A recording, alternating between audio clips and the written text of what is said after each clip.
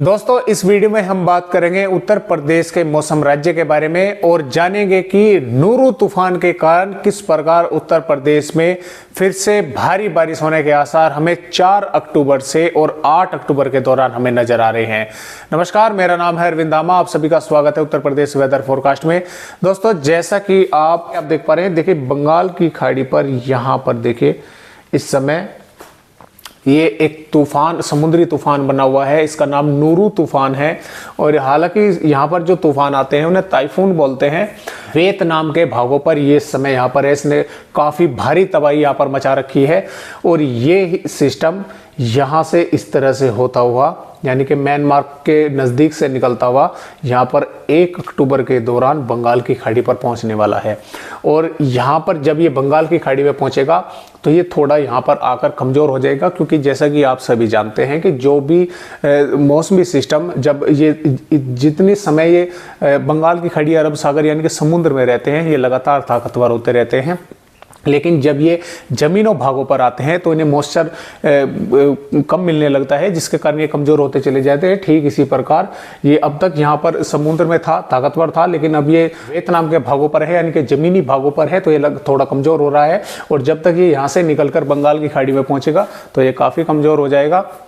और लेकिन बंगाल की खाड़ी में पहुंचते ही क्या होगा कि इसे फिर से मॉइस्चर मिलना शुरू हो जाएगा और मॉइस्चर मिलते ही इसको ये लगातार फिर से ताकतवर होना शुरू हो जाएगा। और ये दोस्तों लगभग हम कह सकते हैं कि ये डिप्रेशन या डीप डिप्रेशन की श्रेणी में पहुंच सकता है, फिर से काफ़ी ताकतवर यहाँ पर हो जाएगा। और ये सिस्टम लगभग हम कह सकते हैं कि हालांकि भारत के पूर्वी राज्यों में तो ये बारिश स्टार्ट कर देगा, लेकिन के प्रभाव से पूर्वी उत्तर प्रदेश में बारिश की गतिविधियाँ शुरू हो जाएंगी। और 5 जैसे ये सिस्टम आगे की ओर इस तरह से आगे की ओर बढ़ेगा, छत्तीसगढ़ या मध्य प्रदेश के भागों की ओर बढ़ेगा, तो पूर्वी उत्तर प्रदेश में हम कह सकते हैं कि वो तक बारिश की गतिविधियां शुरू हो जाएंगी। और 6, 7, 8 अक्टूबर के दौरान उत्तर प्रदेश के अधिकांश स्थानों पर इस सिस्टम के कारण भारी बारिश होने के आसार हमें नजर आ रहे हैं। दोस्तों मैं आपको IMD की वेदर रिपोर्ट भी दिखाना चाहूँगा कि किस प्रकार इस सिस्टम के कारण आने वाली 4 अक्टूबर से इस सिस्टम के कारण उत्तर प्रदेश में बारिश बढ़ने के हमें आसार नजर आ रहे हैं।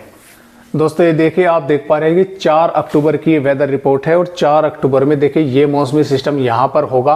और इस सिस्टम के कारण देखिए क्या होगा कि पूर्वी उत्तर प्रदेश में बारिश की गतिविधियाँ बढ़नी शुरू हो जाएंगी। और जैसे ही हम 5 अक्टूबर पर जाते हैं तो ये सिस्टम यहाँ पर उड़ीसा के भागों पर थोड़ा अंदर आएगा और पूर्वी उत्तर प्रदेश के साथ साथ मध्य भागों में बारिश की गतिविधियाँ शुरू हो जाएंगी, यानी कि अधिकतर भागों में इनमें बारिश की गतिविधियाँ रहेंगी। और जैसे ही हम यहाँ पर 6 अक्टूबर में पहुँचते हैं तो ये मध्य प्रदेश के भागों पर होगा। उत्तर प्रदेश के अधिकांश भागों में इस सिस्टम की वजह से बादल छाए रहेंगे, कई भागों में अच्छी तेज हवाओं के साथ बारिश होने के आसार है।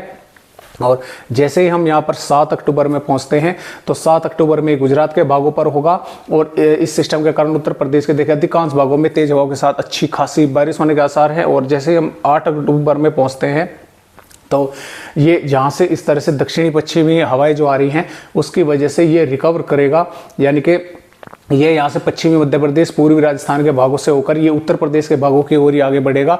तो हम कह सकते हैं कि 8, 9 और 10 अक्टूबर के दौरान भी उत्तर प्रदेश के कई भागों में इस सिस्टम के कारण आंधी तूफान के साथ कई भागों में भीषण बारिश होने के हमें आसार नजर आ रहे हैं।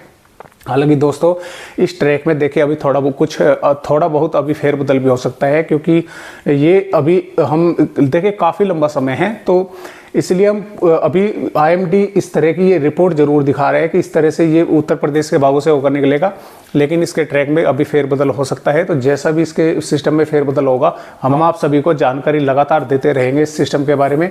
तो अगर दोस्तों ये सिस्टम उत्तर प्रदेश में इस समय बारिश करता है तो देखिए इस बारिश का सबसे अधिक नुकसान किसान भाइयों को होगा, क्योंकि अब की बारिश के साथ काफ़ी तेज़ हवाएं भी चलेंगी, क्योंकि इसका एरिया दायरा काफ़ी बड़ा है। आप देख पा रहे हैं ये बना हुआ यहाँ पर है राजस्थान के भागों पर। इसकी वजह से देखिए भारत के पूर्वी राज्य हों, चाहे मध्य राज्य हों, चाहे मैदानी राज्य हो, सभी भागों में बारिश करेगा।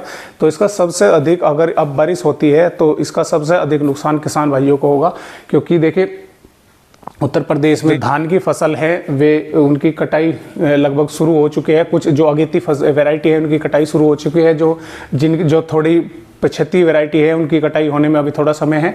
और जो गन्ने की फसल है देखिए तो ये सब कुछ इन फसलों को तहस नहस कर देगा। तो इसलिए सबसे अधिक नुकसान अगर ये वर्षा होती है और इसके साथ आंधी तूफान आता है तो इसका किसान भाइयों को ही खास तौर से नुकसान उठाना पड़ेगा। तो इसके अलावा आपको चलते चलते बता दें कि देखिए दोस्तों 29-30 सितंबर के दौरान भी लगभग उत्तर प्रदेश के अधिकांश भागों में मौसम साफ बना रहेगा और 1 अक्टूबर से 3 अक्टूबर के दौरान भी लगभग उत्तर प्रदेश के अधिकतर भागों में मौसम साफ ही देखने को मिलेगा। तो कहने का मेरा तात्पर्य ये है कि 29 सितंबर से और 3 अक्टूबर के दौरान लगभग उत्तर प्रदेश के अधिकांश भागों में मौसम साफ ही देखने को मिलेगा और ये बारिश की गतिविधियां 4 अक्टूबर से उत्तर प्रदेश में बढ़नी शुरू होगी और इस तरह से आगे बढ़ेगी। तो हालांकि वो बात अलग है कि इस दौरान जैसा कि मैंने आपको बताया कि 29 सितंबर से और 3 अक्टूबर के दौरान उत्तर प्रदेश में मौसम साफ बना रहेगा। हालांकि कुछ भागों में बादलों की आवाजाही इस दौरान देखने को मिलती रहेगी क्योंकि नज़दीकी जो राज्य हैं जैसे मध्य प्रदेश और छत्तीसगढ़, झारखंड, बिहार, इन राज्यों में कहीं पर बारिश की गतिविधियाँ देखने को मिलती रहेगी। और हो सकता है कि पूर्वी उत्तर प्रदेश के कुछ भागों पर इस दौरान बादल छाए और कहीं कहीं पर बारिश की गतिविधियां देखने को मिले। वैसे अधिकतर भागों में इस दौरान मौसम साफ ही देखने को मिलेगा। तो आज की वीडियो में बस इतनी जानकारी, एक नई जानकारी के साथ आप सभी दोस्तों से फिर मिलते हैं। तब तक के लिए सभी दोस्तों को नमस्कार।